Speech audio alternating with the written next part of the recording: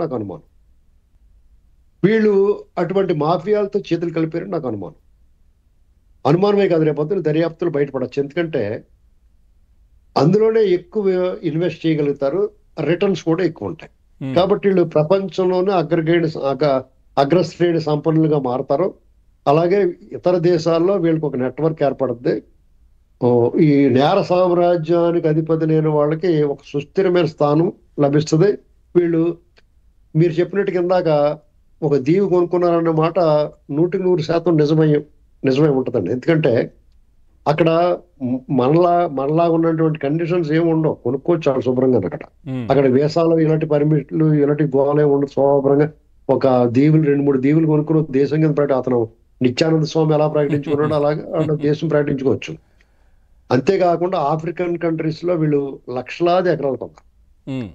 అక్కడ వ్యవసాయం పేరుతో ఈ ఇల్లీగల్ మనీని ఇన్వెస్ట్ చేసి అక్కడి నుంచి వచ్చిన ఆదాయాన్ని వెయిట్ చేసుకుని చూపించుకుంటారు. అట్లాగే జగన్మోహన్ రెడ్డి గోల్ ఏంటి సార్? అంటే రాష్ట్రంలోనే ముఖ్యమంత్రిగా ఉండాలా, లేదంటే ఇట్లా సంపాదించుకొని వెళ్ళిపోయి అక్కడ దీవిలో సెటిల్ అవ్వాలా? ఏంటి ఆయన గోల్?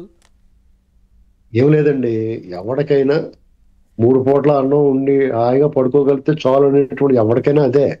అంతిమంగా ఈ 100,000 కోట్లు ఉన్నవాడైనా సరే హాయిగా పడుకోవాలి. పొద్దున్న లెగ్గానే కాఫీయో టీయో సద్దనం ఏదో తినాలి, టిఫిన్ బ్రేక్ఫాస్ట్ లంచ్ డిన్నర్ ఇవే ఉంటాయి. మద్యం తాగుతారు. లేనోడు నాసిరకం తాగితే, కొంచెం చౌకగా తాగితే సంపన్నుడు ఖరీదైన మద్యం, ఏదైనా మద్యమే. ఇలాగా అలా ఏదైనా ఒకటే. కానీ ఇతనికి ఏంటంటే పెత్తనం కావాలి. బై డిఫాల్ట్ ఇతనికి ఒక ఈగోయిస్ట్. ఇతను ఫ్యాక్షన్ మధ్య పెరిగాడు, ఆ వాతావరణం నుంచి వచ్చాడు. ఆ డిఎన్ఏ ఉంటది, కొంచెం ఎదటోడిని కొట్టి ఆడ కంచంలోంచి లాక్కుంటాం అనేటువంటిది అతని డిఎన్ఏలో ఉండుంటది బహుశా. కాబట్టి అతనికి పెత్తనం కావాలి. పెత్తనం కావాలంటే అధికారం ఉండాలి, అధికారం ఉండాలంటే డబ్బు కావాలి. ఇదే లైన్.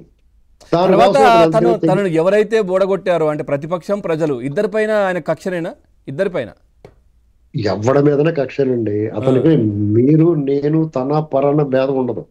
అందుకనే వాళ్ళ బాబాయ్ని కూడా ఏం చేసాడు, శుభ్రంగా ఖైమ కొట్టించాడు. ఇప్పుడు వాళ్ళ అమ్మగారిని ఏం చేశారు, ఇంట్లోంచి పంపించాడు కదా. అంతకన్నా ఆవిడ జగన్మోహన్ రెడ్డి కోసం ఎంత కష్టపడింది ఆవిడ.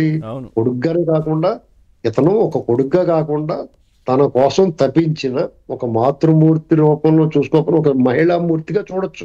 ఎందుకంటే ఈయన గురించి పశ్చాబద్ధాలతో పుస్తకం కూడా రాసింది ఆవిడ. ఇతను సన్నీబాబు అంటారంటే ఇతని ఇంట్లో. ఇతను అన్నాడంటే ఒకసారి ఆవిడ పుస్తకంలో రాసింది, అవినీతి అంటే ఏంటమ్మా అని అడిగాడని రాసింది. మరి అన్ని పశ్చాబద్ధాలు రాసి కూడా ఇతనికి గెలుపుకి దోహదపడింది కదా. ఏంటండి ఇతను సినిమాలో బ్లాక్ టికెట్లు కొంటే తప్పు కదా అమ్మా, బ్లాక్ లో టికెట్లు కొనుక్కోకూడదు కదా, ఇలాంటి మాటలు సూక్తులు చెప్పివాడని చెప్పేసి ఆ పుస్తకం రాస్తే నాకు తల గోడకేసి కొట్టేసుకోవాలి. నేనే మీరు ఆ మాట అనగానే సడన్ గా తిరిగి చూసాను, నేను కిందికి చూస్తున్నాను. అలా కాదండి, ఈ పుస్తకం గురించి ఒక మాట విన్నాడు, ఒక నిమిషం. ఈ పుస్తకం గురించి రాసిన దాని గురించి ఆవిష్కరణ సభలోను కేవీపీ రామచంద్రరావు గారు మాట్లాడాడు. అలాగే ఉండవెల్లి అరుణ్ కుమార్ గారు మాజీ ఎంపీ 2 సార్లు ఎంపీ చేశాడు. ఆయన రాజకీయ సన్యాసం తీసుకుని అన్నాడు, కానీ ఆ దురద తగ్గలేదు ఆయన. ఆయన ఏమంటాడంటే చాలా అద్భుతంగా పొగిడాడు, నోట్లోంచి దూరంలో వచ్చేలాగానే. ఇలాంటి వాళ్ళందరినీ పెట్టుకుని ఆవిడ ఏదో కార్యక్రమం పెట్టి ఆ సన్నీబాబుని జనాల్లోకి మత్తు ఇంజక్షన్ ఇచ్చినట్టు ఇచ్చేసిందండి అందరికీ. మా బాబు ఒకసారి ఓటైనా వాళ్ళ చిన్నాన్ని చచ్చిపోయాడు, వాళ్ళ ఆయన చచ్చిపోయాడు, వాళ్ళ చిన్నాన్ని చంపేశారు, ఇతన్ని చంపేస్తానికి చూస్తున్నారు, ఒక ఛాన్స్ ఇవ్వండి, ఇలాగా చేసింది. అలాగే వాళ్ళ చెల్లి ఇతను జైల్లో ఉన్నాడు, పాదయాత్ర చేసి అలా చేసి వాళ్ళనే అతను తృణీకారంగా చూశాడు, చదించాడు, ఓ రకంగా చెప్పాలని వదిలేశాడు. అతనికి ఇంకా ఆళ్ళు